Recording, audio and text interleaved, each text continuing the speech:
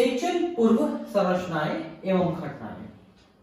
तो निषेचन से पहले की संरचनाएं हम देखेंगे, उसमें कैसे पुमंग और जायांग विकसित होते हैं, उनके अंदर कैसे अंडाणु है कि परागकण है वो कैसे विकसित होते हैं, है ना। ये सब चीजें हम इसमें समझने की कोशिश करेंगे। उसके बाद निषेचन के पश्चात उसमें जो जाइगोट भ्रूण बनता है उनकी प्रक्रिया भी हम समझने की कोशिश करेंगे। पादप में वास्तविक रूप से पुष्प विकसित होने से पूर्व यह तय हो जाता है कि पादप में पुष्प आने वाले हैं। क्यों तय हो जाते हैं? तो जो वातावरण का प्रभाव है, ज्यादातर पौधे सीजनल होते हैं, वो एक निश्चित सीजन में अपनी पुष्प विकसित करते हैं। कुछ ऑल सीजनल होते हैं, जैसे टमाटर है, गुलाब है, ऑल सीजनल होते हैं, बाकी कुछ सीजनल होते हैं। तो जब सीजन आता है, उसका वातावरण अनुकूल हो जाता है, तो उनके अंदर, जो पादप के अंदर है, उनमें बहुत सारे हार्मोनल परिवर्तन शुरू हो जाते हैं और जिसके परिणाम स्वरूप उनमें पुष्प का विकास शुरू हो जाता है। असल में जो पादप में पुष्प बनता है वो उसी कलिका से बनती है जिस कलिका से शाखाएं बनती हैं। पादप में जो नोड्स होते हैं, जिनको अपन पर्व संधि कहते हैं, वहां पर बहुत सारे प्रकार की कलिकाएं होती हैं। कम से कम 2 कलिकाएं तो आप समझ लीजिए, एक तो जो शाखा बनाती है और एक जो पत्ती बनाती है। तो शाखा ब्रांच बनाने वाली जो कलिका है वही जो है प्रजनन काल में पुष्प बनाती है। मतलब पुष्प एक परिवर्तित शाखा है, एक रूपांतरित शाखा है। इस बात को आप समझिए, ठीक है।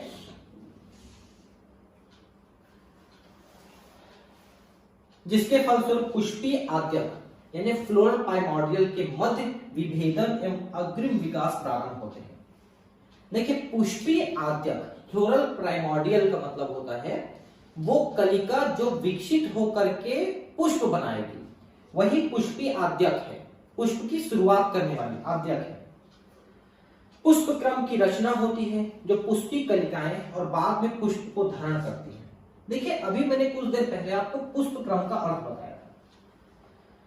पुष्प क्रम का असली मतलब है पादप में पुष्पों के लगे होने का क्रम, ठीक है। एक चीज और समझ लीजिए, जिन पादपों में पुष्प जो है अकेला रहता है, जैसे गुलाब का पुष्प देखना, वो अकेले अकेले पैदा होता है, तो ऐसे पुष्प क्रम को हम सॉलिटरी कहते हैं, एकल पुष्प क्रम। मतलब ऐसा पुष्प क्रम जिसमें अकेला पुष्प है, ठीक है। पादप में पुष्प लगा है ना किसी भी क्रम में, लेकिन वो अकेला है, तो हम उसे कहेंगे एकल पुष्प क्रम, सॉलिटरी एकल पुष्प क्रम है। लेकिन अगर पुष्प गुच्छे में लगे हुए हैं तो फिर वो असीमाक्षी या ससीमाक्षी हो सकता है, रेसिमोज या साइमोज हो सकता है, या मिक्स प्रकार का भी हो सकता है, उसे पुष्प क्रम कहते हैं।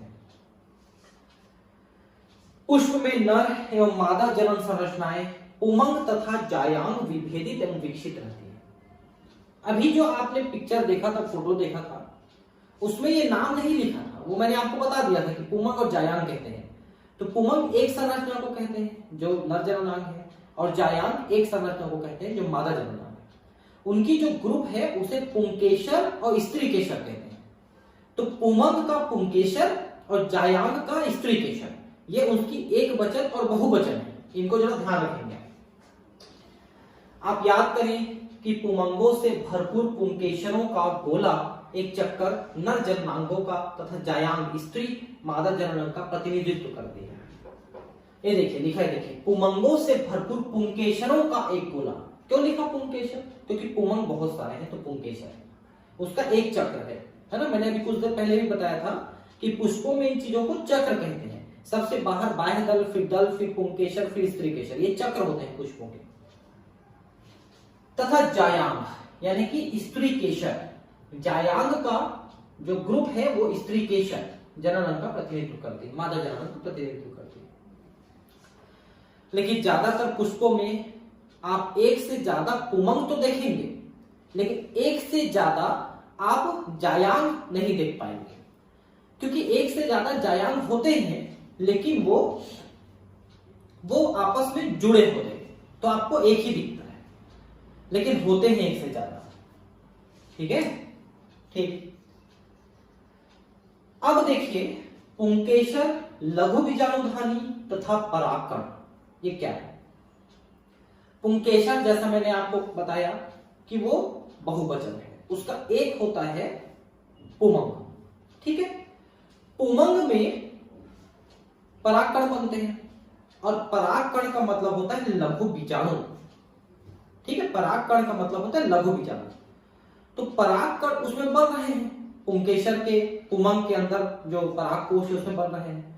तो उस पराग कोश को हम लघु बीजाणु धानी कहते हैं, क्योंकि उसी में परागकण यानी लघु बीजाणु बनती है।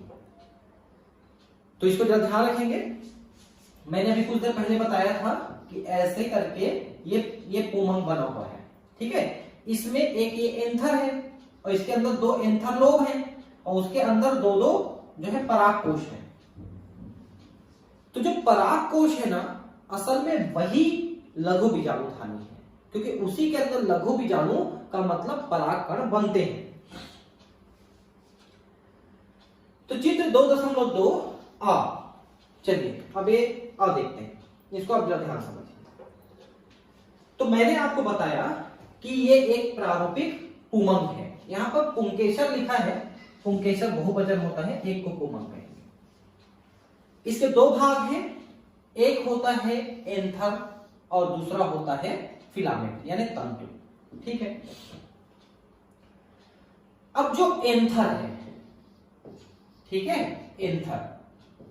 एंथर में ये दो एंथर लोब ऐसे बने हुए हैं, आप देख सकते हैं, ऐसे दो एंथर लोब दिख रहे हैं, एंथर लोब, ठीक है। और एक एक एंथर लोब के अंदर दो दो पराग कोश हैं। पराग कोश ना ऐसे ट्यूब जैसे होते हैं, जैसे ये ऊपर से नीचे तक एक पराग कोश और ये दूसरा पराग कोश, मतलब जैसे एक पेन को इसके अंदर ऐसे भर दें और पेन के अंदर ही परागकण बने, ऐसा है। तो उसको एक एक संरचना को अपन परागकोश कहते हैं, ठीक है। पॉलन शैक परागकोश, जो कि एक भरा हुआ चेंबर है। तो एक एक एंथर लोब में दो दो परागकोश हैं, ठीक है। और जब इसके अंदर परागकण बन जाते हैं, जिसको अपन लघु बीजाणु कह रहे हैं, और परागकोश की लघु बीजाणु धानी है, ध्यान रखेंगे। इसके अंदर जब परागकण यानी लघु बीजाणु बन जाते हैं, तो ये दोनों आपस में जुड़ जाते हैं। दो दो परागकोश है, दोनों परागकोश के बीच की जो दीवार है वो गल जाती है और दो परागकोश मिलकर एक परागकोश बना लेते हैं एक साइड में, ठीक है। ये दो एक साइड में थे, दो एक दूसरे साइड में थे, दोनों जुड़ गए। तो पहले जो चार परागकोश थे, जिसके कारण से उसको टेट्रास्पोरेंजिएट कह रहे थे, टेट्रास्पोरेंजिएट, चार परागकोश। अब वो दो परागकोश हो गए, दोनों साइड में एक एक हो गए। उसके बाद क्या होता है, यहां पर एक चीज लिखा है लाइन ऑफ डेहिसेंस। तो लाइन ऑफ डेहिसेंस का मतलब क्या होता है, फटने की रेखा। डेहिसेंस का मतलब फट जाना। जैसे कि मान लो ये कोई कोश है, ठीक है, ये बीच से लंबी ऐसे दरार बन गई, फट गई और वहीं से परागकण निकल गए, उसी फटने को हम डेहिसेंस कहते हैं। और लाइन का मतलब होता है रेखा। तो एक लाइन में वो डेहिसेंस होता है, एक रेखा में वो फट जाती है, उसी को कहते हैं लाइन ऑफ डेहिसेंस, ठीक है। तो आप देख सकते हैं कि इससे परागकण निकल गए, लघु बीजाणु निकल गए, और निकलने के बाद वो फिर मादा जननांग, जिसको आप जायांग कहते हैं, है ना, स्त्री केशर उसके ग्रुप को कहते हैं, जायांग में पहुंचते हैं, उसके वर्तिकाग्र में, और वहां से पराग नली बनाते हैं। उसकी संरचना हम देखेंगे। तो इनको फिर से बताने की जरूरत है क्या, कि ये एक पूरा पुमंग है जिसके ऊपर एंथर है, जिसमें दो एंथर लोब हैं, एंथर लोब दो हैं, ठीक है, ध्यान रखेंगे, एंथर लोब। और दोनों एंथर लोब के अंदर दो दो परागकोश हैं, और उसी परागकोश को लघु बीजाणुधानी परागकण बनते हैं, अर्धसूत्री विभाजन, जिसको लघु बीजाणु कहते हैं। फिर ये निकल जाते हैं, डेहिसेंस मतलब फट जाते हैं। एक विशिष्ट प्रारूपी पुंकेसर यानी पुमंग को दो भागों में विभक्त करते हैं। लंबा एवं पतला डंठल या तंतु फिलामेंट कहलाती है, तथा अंतिम सिरा सामान्यतः द्विपालिक संरचना परागकोश कहलाती है। तो देखिए दो पालियां हैं यहाँ पर, एंथर लोब, लोब का मतलब ही पाली होता है। तो दो एंथर लोब वहां पर बन गए और उनके अंदर दो दो परागकोश होते हैं, उसी को परागकोश लिख दिया है एकदम। तंतु का समीपस्थ छोर पुष्प के पुष्पासन या पुष्पदल से जुड़ा होता है। अब देखिए, जैसे ये जो तंतु है, ये तंतु कहां से जुड़ा रहेगा? तो ये जो पुष्प है, पुष्प में सभी चीजें जिस जगह से निकलती हैं, जुड़ी होती हैं, उस जगह को पुष्पाशय या थैलेमस कहते हैं। पुष्प का सबसे निचला भाग पुष्पाशय या थैलेमस, उसी से बाह्य दल, दल, पुमंग, जायांग सब जुड़े होते हैं, उसे पुष्पाशय या थैलेमस कहते हैं। वहां से जुड़ा होता है, जुड़ा वहीं से रहेगा। ये अलग बात है कि निकलते समय वो दल के साथ भी जुड़ सकता है। अगर दल के साथ जुड़ा रहेगा तो उसे दलपुंज मतलब एपीपेटलस कहते हैं। ठीक है, तो या तो वो नीचे से जुड़ा हुआ आपको डायरेक्ट दिखेगा या फिर आपको दल से जुड़ा हुआ दिखेगा। उसी को यहां पर लिख रहा है कि या तो पुष्पासन से यानी नीचे थैलेमस से जुड़ा हुआ है सीधा, या पुष्प दल से, दल यानी कोरोला से जुड़ा हुआ दिख सकता है। पुंकेसरों की संख्या एवं लंबाई विभिन्न प्रजातियों के पुष्पों में भिन्न भिन्न होती है। मान लो किसी में 4 पुंकेसर हैं, तो 2 बड़े 2 छोटे हो सकते हैं। 6 में 4 बड़े 2 छोटे हो सकते हैं। ठीक है, ऐसा छोटे बड़े होते हैं। ये सब बराबर भी हो सकते हैं, उनकी जो लंबाई होती है। ठीक है, अगर आप 10 पुष्पों प्रत्येक भिन्न प्रजाति से एक एक पुंकेसर एकत्र करें और उन्हें एक स्लाइड पर रखें, तो आप देखेंगे इनके आकार में बहुत भिन्नता होती है जो प्रकृति में विद्यमान है। तो वही मैंने बताया कि पुंकेसरों में जो तंतु का आकार है, लंबाई है, वो अलग अलग हो सकता है। एक ही पादप में अलग अलग हो सकता है, एक ही पुष्प में भी अलग हो सकता है।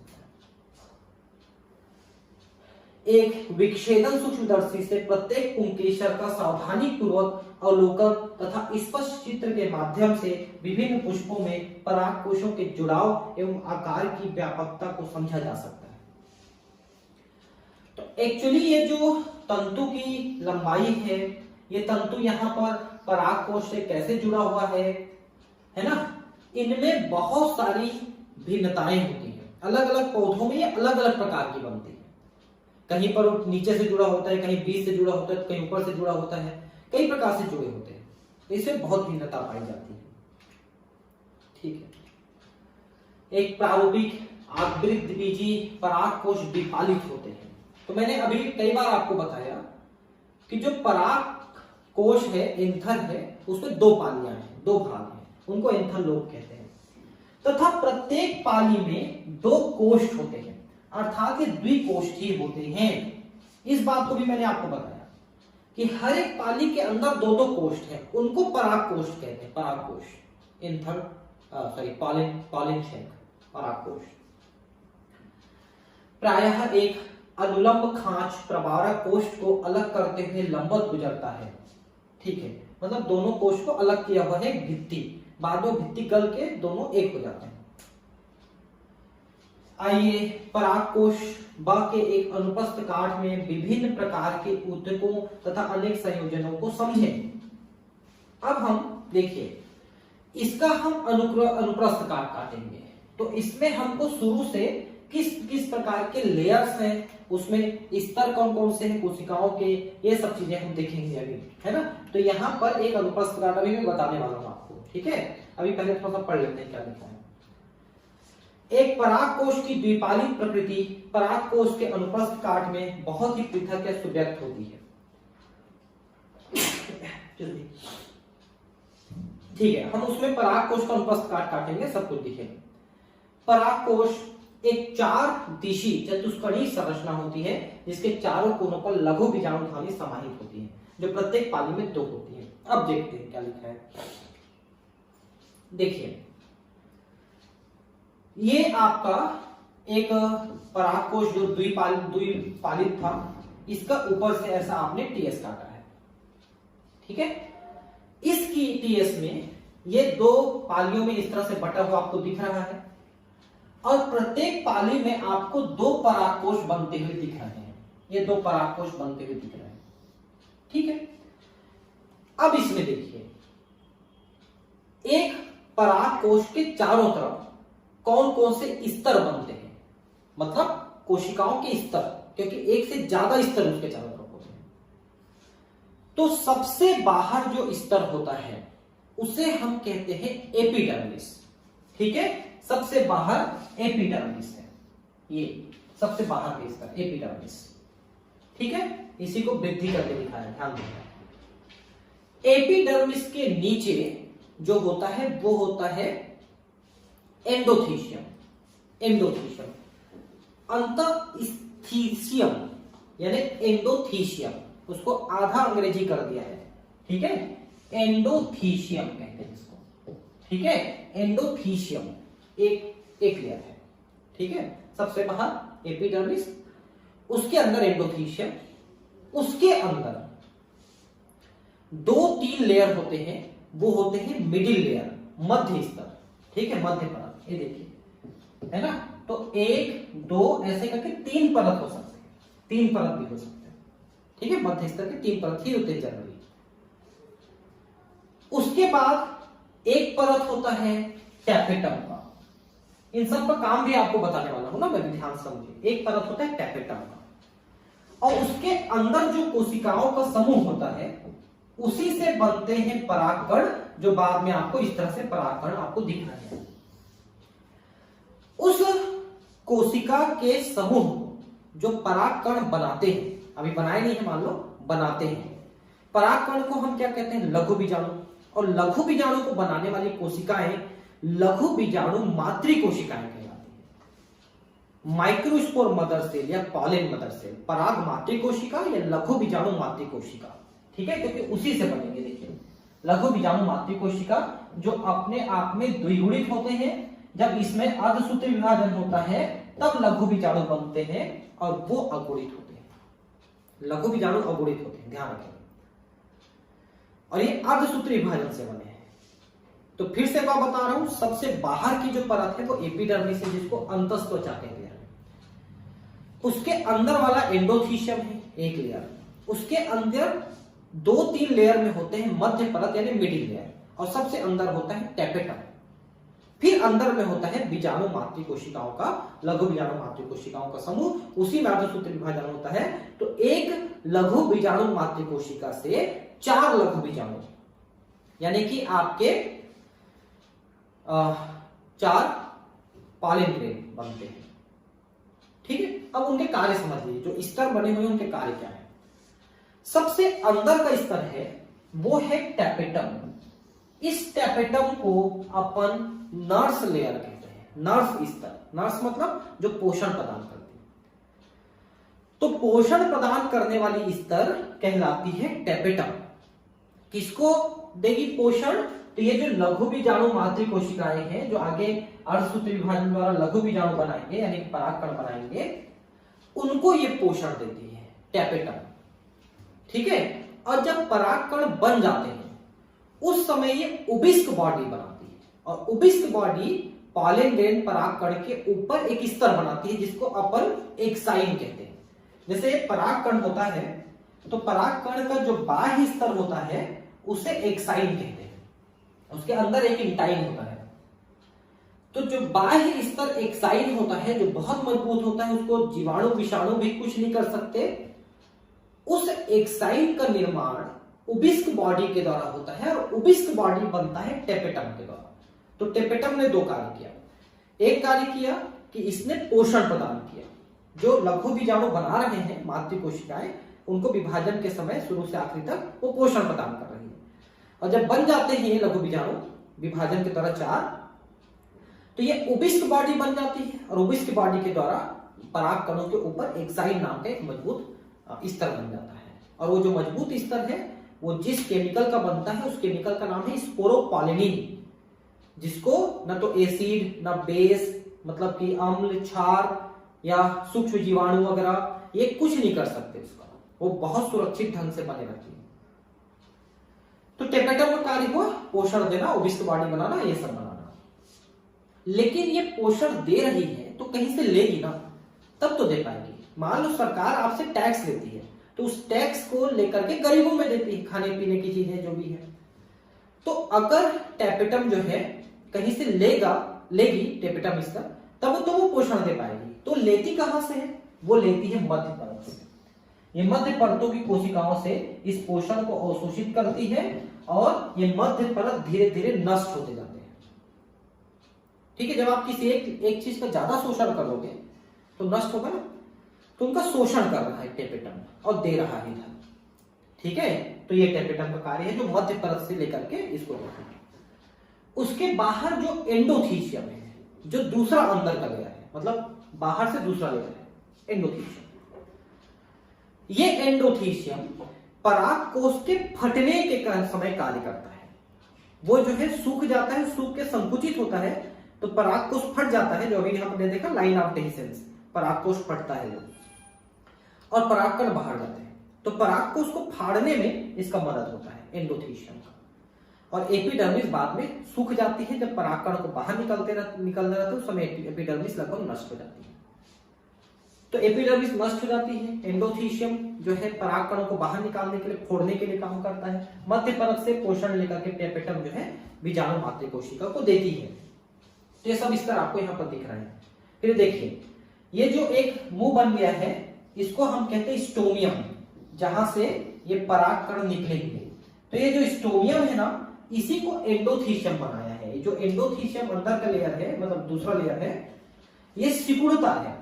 सिकुड़ता है तो एक रास्ता जो है कि मुंह जैसे से खुल जाता है। ये इधर सिकुड़ेगा तो मुंह जैसे खुल गया, इसे अपन कहते हैं स्टोमियम। तो वो एंडोथीशियम की सहायता से हुआ।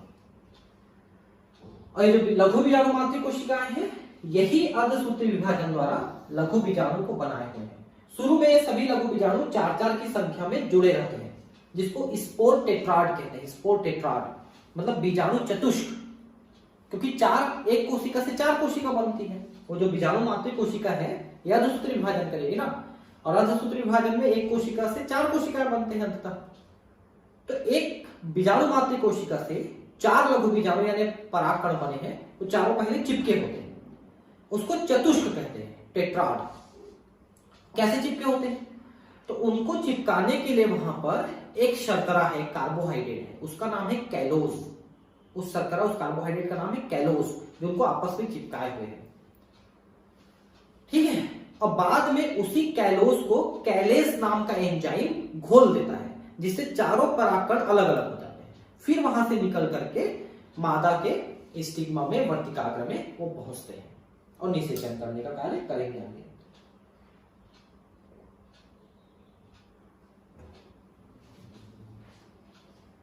तो मेरे हिसाब से आपको ये अच्छे समझ में आ गया होगा कि किस तरह से बने हुए हैं, है ना, और परागकण बन गए। चलिए अब पढ़ते हैं, क्या लिखा है देख लेते हैं।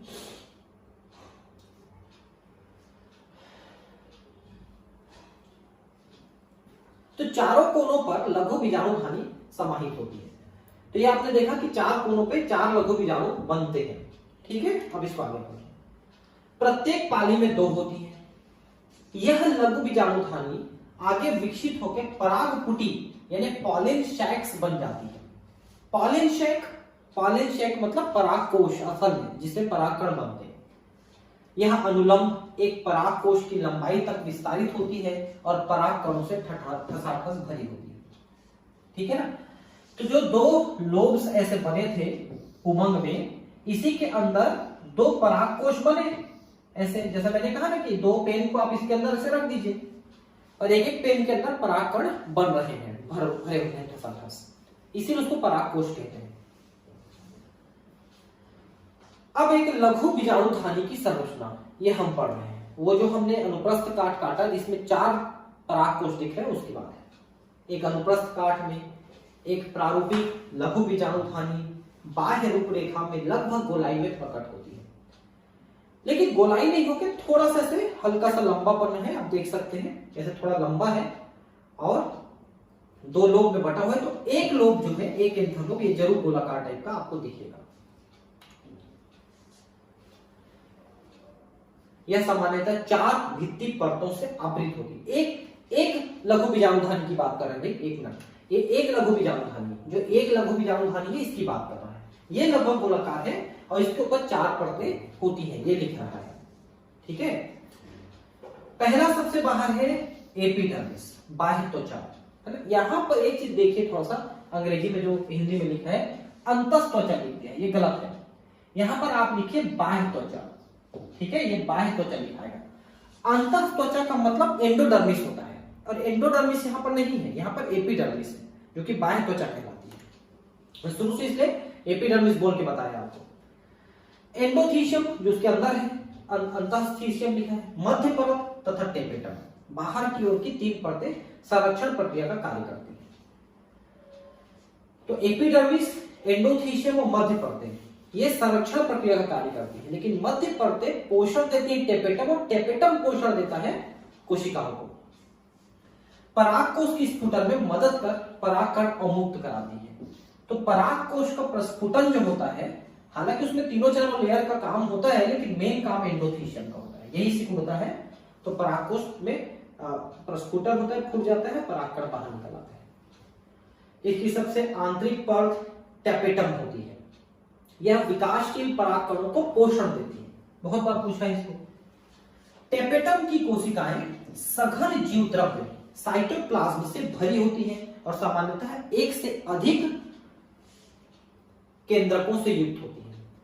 तो ये जो टेपेटम के कोशिकाएं हैं, ये इनकी जो कोशिका द्रव्य है तो सघन रहती है ना, दूसरा इसमें 1 से अधिक केंद्रक होते हैं, ऐसा लिखा है। इसको जरा विशेष ध्यान रखेंगे कि 1 से अधिक केंद्रकों से युक्त होती है। देखिए क्या लिखा है, कोशिकाएं सघन जीव द्रव्य से भरी होती है और सामान्यतः 1 से अधिक केंद्रकों से युक्त होती है। तो टेपेटम की कोशिकाओं में 1 से ज्यादा केंद्रक होते हैं। ये एक विशेष बात को ध्यान रखेंगे आप, कि आप सोच सकते हैं किस प्रकार से एक टेपेटम कोशिका द्विकेंद्रकी बन सकती है। अरे भाई, अंदर में विभाजन हो रहा है केंद्रक का, इसको एंडोमाइटोसिस कहते हैं। हम ध्यान रखेंगे, एक्चुअली क्या होता है कि मान लो 2 कोशिकाएं हैं, 2 कोशिकाएं आपस में जुड़ गई, उनके बीच की भित्ति नष्ट हो गई, तो फिर उसके अंदर एक ही कोशिका हो गई लेकिन 2 केंद्रक हो गए, इस टाइप के। इसको संकोची स्थिति कहते हैं, सिनोसाइटियम। ठीक है। जब एक परागकोश अपरिपक्व होता है, तब घने सुसंबद्ध सजातीय कोशिकाओं का समूह, जिसे बीजाणु जन ऊतक कहते हैं, स्पोरोजिनस टिश्यू कहते हैं, लघु बीजाणुधानी के केंद्र में स्थित होती है। शुरू में यहां पर बीच में ऊतक होता है, कुछ कोशिकाओं का समूह, इसको कहते हैं स्पोरोजिनस टिश्यू, बीजाणु जन ऊतक। उसमें साधारण विभाजन होता है, तो यानी कि समसूत्री विभाजन होता है, तो लघु बीजाणु मातृकोशिका बनती है। लघु बीजाणु मातृकोशिका बनने तक जो विभाजन होते हैं वो समसूत्री विभाजन होते हैं। किनमें? इनके ऊतक में। ये बीच में जो एक ऊतक होता है जिसको अपन स्पोरोजिनस टिश्यू कह रहे हैं, उसमें विभाजन होता है, समसूत्री विभाजन। तो लघु बीजाणु को मातृकोशिका बनती है, फिर उसमें अर्धसूत्री विभाजन होती है, तो लघु बीजाणु यानी परागकण बनते हैं। लघु बीजाणुधानी केंद्र में स्थित है बीजाणु जन ऊतक यानी स्पोरोजिनस टिश्यू। अब बीजाणु जनन कैसे होगा?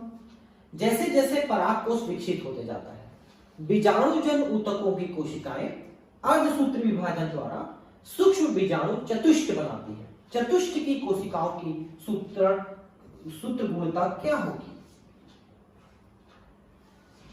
तो सबसे पहले लघु बीजाणु मातृकोशिका बनी, जो कि द्विगुणित होती है।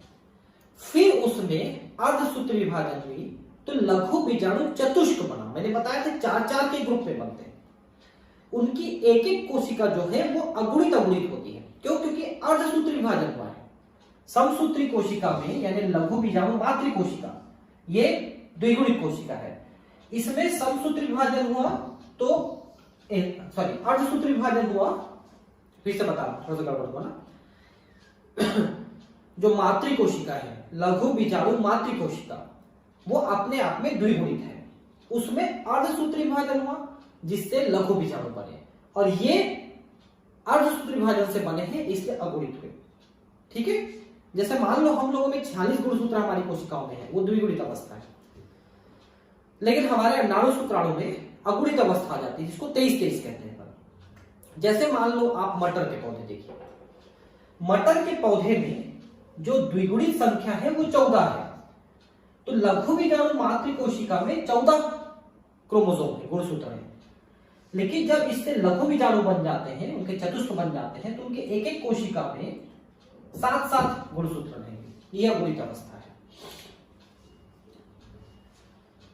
जैसा कि बीजाणु जनुतक की प्रत्येक कोशिका एक लघु बीजाणु चतुष्ट की वृद्धि करने में सक्षम होती है, प्रत्येक कोशिका एक सक्षम पराग मातृ कोशिका होती है।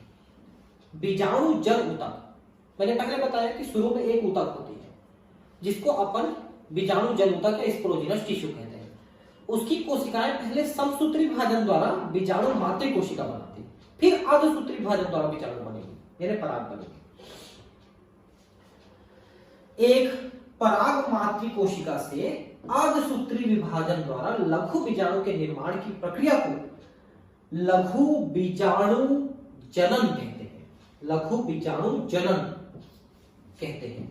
बहुत प्रिंट मिस्टेक है भाई, लघु बीजाणु जनन कहते हैं। जैसा कि लघु बीजाणु रचना के समय 4 कोशिकाओं के समूह में व्यवस्थित होती हैं, उन्हें लघु बीजाणु चतुष्ट या चतुष्ट कहते हैं। ठीक है, 4-4 के ग्रुप में रहते हैं, ठीक है, इसलिए उसको चतुष्ट कहते हैं। ये देखिए 4 परागकण जो है 1 2 3 4, ये चारों जुड़े हुए हैं। ये एक ही कोशिका में अर्धसूत्री विभाजन द्वारा बने हैं। आप अर्धसूत्री विभाजन पढ़े होंगे 11वीं क्लास के चैप्टर्स में, मैंने पढ़ाया है डिटेल में, आप वहां पढ़ लेंगे, नहीं पढ़े हैं तो। अर्धसूत्री विभाजन में 2 स्टेप होते हैं।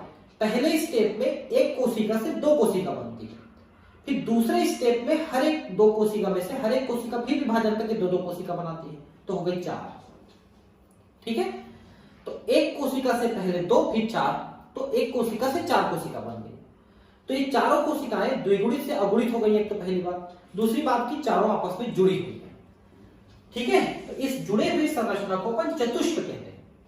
इनको जोड़ने वाली जो स्तर है, मैंने अभी कुछ देर पहले बताया था, ये स्तर कैलोस नाम के एक शुगर का बना हुआ है, मतलब एक प्रकार का शर्करा है, वो कार्बोहाइड्रेट है, कैलोस। बाद में कैलेस नाम की जो एंजाइम है इस कैलोस को घोल देती है और ये चारों परागकण अलग अलग हो जाते हैं। ठीक है, अब देखिए कि अगर आप एक परागकण की संरचना देखेंगे तो इसके बाहर, जैसा मैंने बताया था, एक मोटा स्तर है जो बहुत मजबूत है, उसको एक्साइन कहते हैं। एक्साइन, अभी आगे इसकी संरचना दिखाया हुआ है ना, एक्साइन कहते हैं। इसके अंदर वाली लेयर को इंटाइन कहते हैं। फिर अंदर में कोशिका झिल्ली है, कोशिका है जो अगुणित कोशिका है। तो एक विशेष बात आप ध्यान दीजिए, अलग अलग पादपों की जो परागकण है उनकी बाह्य संरचना, उनका रंग रूप, आकार सब कुछ अलग अलग है। आप अगर प्लांट टैक्सोनॉमिस्ट हैं या प्लांट के बारे में आपको पता है, तो आप किसी पॉलन ग्रेन को, परागकण को देख के आप बता सकते हो कि यह परागकण किस पौधे का है। ठीक है, दूसरी बात कि जो रंग रूप आकार है अलग अलग है, ये उनको आकर्षण का केंद्र बना देते हैं। तो अलग अलग रंग होते हैं, उसी कारण से पुष्पों में भी थोड़ी रंग और विकसित हो जाती है और ये चिपकने के लिए भी अडैप्टेड होते हैं। तो अलग अलग पुष्पों के जो परागकण हैं वो अलग अलग तरह के दिखते हैं। दूसरी बात यह है कि जो परागकण हैं इसमें पोषक पदार्थ होते हैं बहुत सारे, इसलिए आजकल जो है परागकणों से गोलियां बनाते हैं। आगे मैं दिखाऊंगा, फोटो लगा हुआ है, उसको पॉलन टेबलेट कहते हैं। गोलियां खाते हैं, गोलियां बनाते हैं। ठीक है, तो मार्केट में आता है पॉलन टेबलेट्स के नाम से, आप उनको सप्लीमेंट के तौर पर ले सकते हैं। अगर आपके शरीर में पोषक पदार्थों की कमी है, आप कमजोरी महसूस करते हैं, आपकी त्वचा खराब हो रही है, बाल खराब हो रहे हैं, तो आप परागकण से बने हुए पॉलन टेबलेट आप खा सकते हैं। हालांकि उसको डॉक्टर की सलाह से खाना भी मैं सजेस्ट नहीं कर रहा हूं आपको, है ना। और उसको खाने से शरीर में पोषक पदार्थों की कमी की पूर्ति होती है, वो ताकत ला के देता है।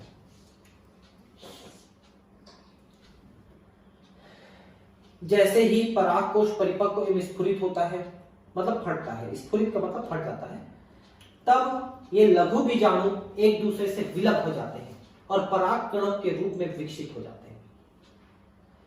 तो जो लघु बीजाणु चतुष्क है उसमें से सभी लघु बीजाणु अलग हो जाते हैं, उन्हीं को अपन परागकण कहते हैं।